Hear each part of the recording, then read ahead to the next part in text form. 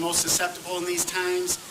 Check in on your neighbors and do not leave children or animals in a car for any length of time. They can rapidly become dangerously high. That's it for me. I want to introduce Director Mary McNamara from the Department of Aging. Good morning. Once again, Mary McNamara with the Cleveland Department of Aging. And as we head into this excessive heat watch, I want to let you know that older adults are more susceptible to heat's negative effects. I want to encourage all residents, particularly our older residents, to take steps today to prepare and be safe during this heat watch. Excessive heat can be dangerous. And as an age-friendly city, I want to encourage all members of our city to check in today, tomorrow, and Saturday with an older adult who lives alone. It might be your neighbor, it might be a family member, and ask yourself, do they have a working cooling mechanism? Do they have access to water? And are they experiencing any signs of heat stress? And lastly, if you need help with any resources during this time, please call United Way's First Call for Help by dialing 211 on your telephone. At this time, I'd like to invite Lieutenant Mike Norman of Cleveland Fire forward. Thanks, Mary. I'm Lieutenant Mike Norman, the Cleveland Fire Public Information Officer. The Cleveland Division of Fire is encouraging everyone to not open the hydrants. Don't open the fire hydrant. And there's several reasons for that. First off, it ties up a company. If one of our companies has to go and close that hydrant down, they're not available for another response. An open hydrant diminishes the water supply available in the event of another emergency in the area. And the third thing is it's just not safe. An open hydrant draws children towards the street. It's not a safe place for them to be playing. We would encourage people if they see an open hydrant in their neighborhood, you can call our non-emergency number at 216-621-1212. We'd encourage everyone to come to the pools and the splash parks. Come to the lake. We have our first ice cream social at Station 10 this Saturday from 11 to 3. That's at East 101st in Chester. We beat the heat without playing in the street. So now I'll introduce Police Sergeant Jennifer Chach. Thank you, Mike.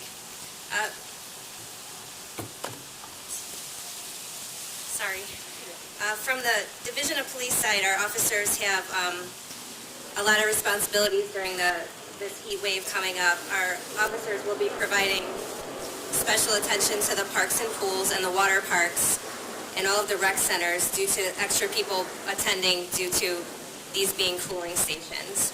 Our community engagement officers throughout the 5 neighborhood police districts will also be conducting well checks on elderly members of our community.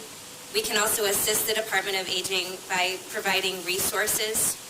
We'd also like to urge everyone in the community to check on aging members of our community. It doesn't take much time to knock on a door and make sure that somebody who could be inside needs help, that they receive the help that they need.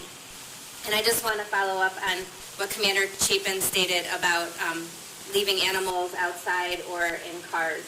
A car can become a coffin for a small child or for an animal very quickly.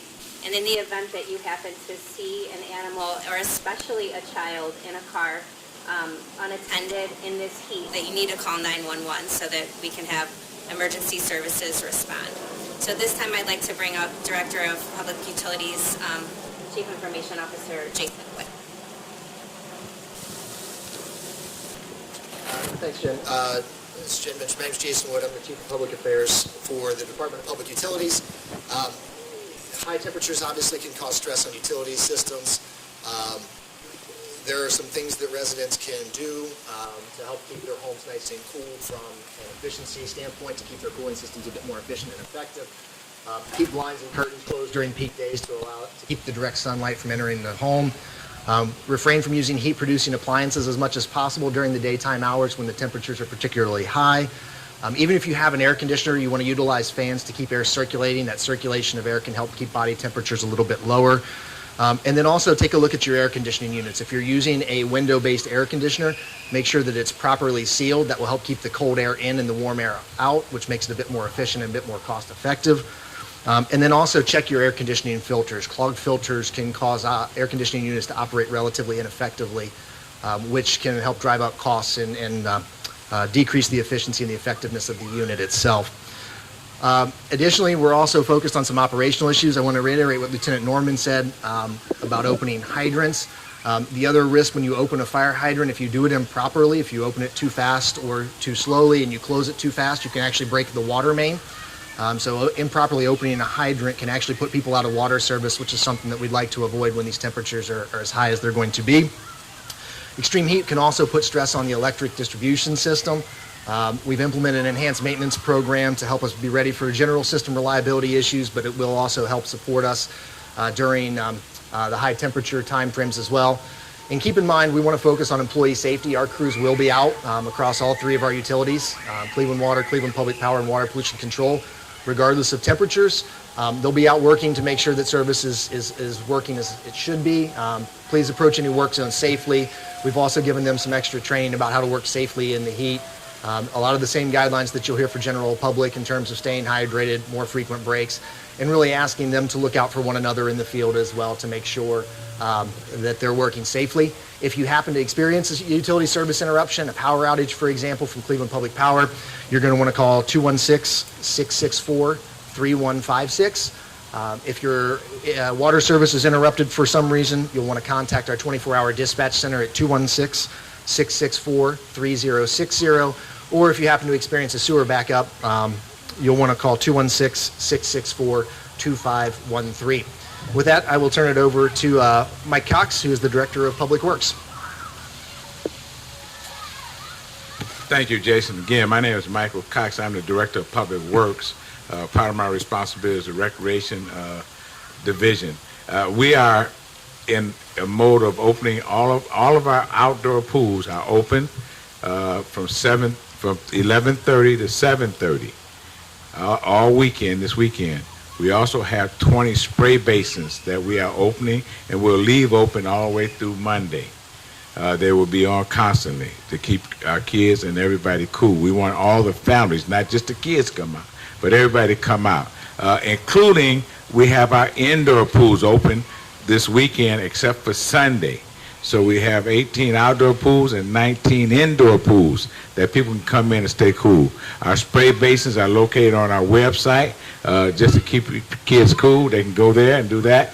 Our recreation centers, there's a list of recreation centers.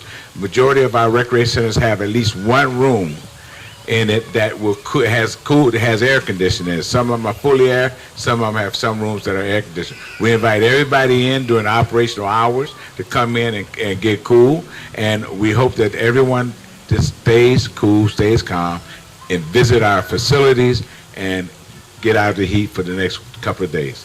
Thank you. At this time, we'll go ahead and take any questions that you might have for anyone that's here. Well, we did a good job. Oh, yes.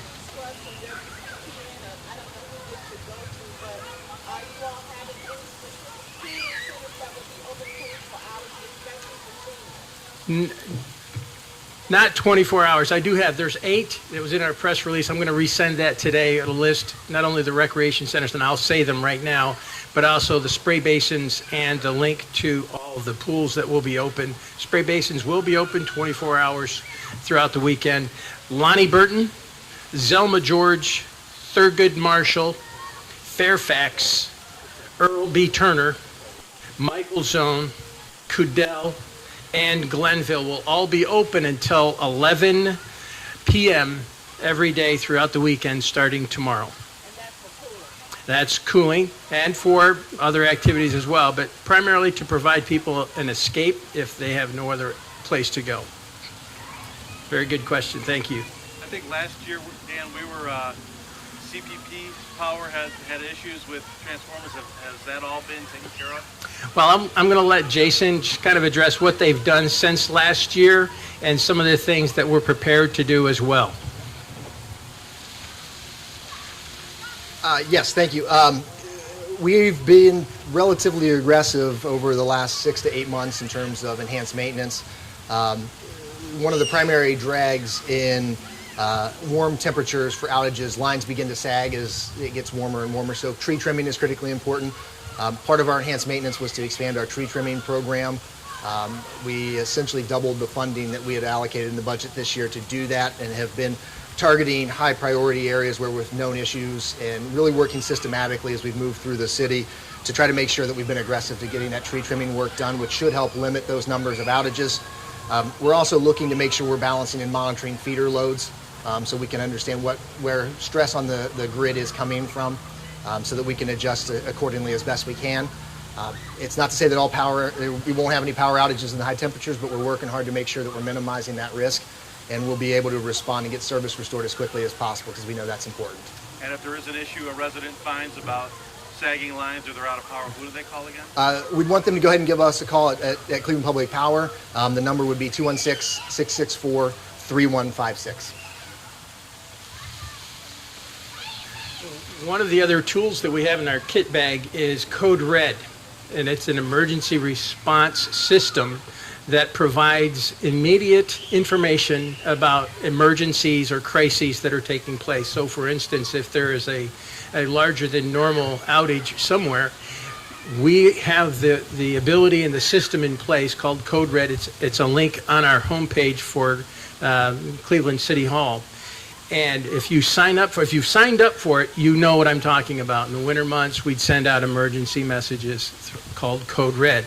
There'll be an audible, there are also text messages, and it covers not just geographical areas, but specifics of locations where an issue has become problematic. And so we encourage you to sign up for, if you have not done so, to sign up for Code Red. It's a very helpful tool and one that we use very aggressively, and our folks at the Emergency Management Office and Center have messages that they send out routinely. In fact, they're doing that now while the warmer weather is here. From the National Weather Service, we send out warnings to people so that they've gotten that message as well.